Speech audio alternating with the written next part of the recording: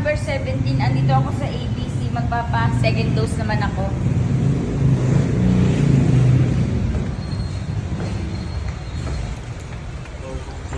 November 17, magpapabaksin ako. And second dose na. Kagat or kalmot po, hindi natin kailangan mag-worry kasi may protection pa tayo. Paglagpas po ng February 17, sabihin natin 18 or March, makalmot kagat po ulit kayo. Tsaka tayo magbo-booster ulit. Sa food naman, since may bakuna pa rin tayo ngayon, 3 days pa po ulit yung bawal na pagkain. So sa Thursday, pwede na pong kumain back to normal.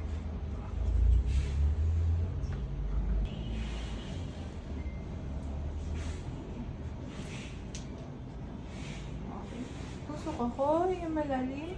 1, 2, 3, inhale. Okay.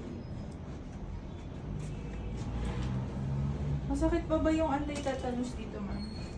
Hindi na po. Hindi na. Okay, sa skin na lang naman dito. So, kahit saan dito, okay lang dito magbakuna.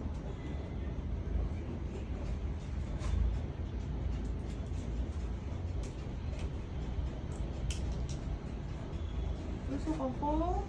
1, 2, 3, inhale. Okay.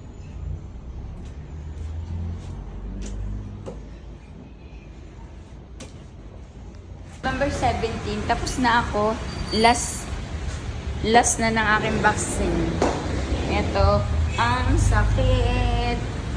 Ang sakit. Ito.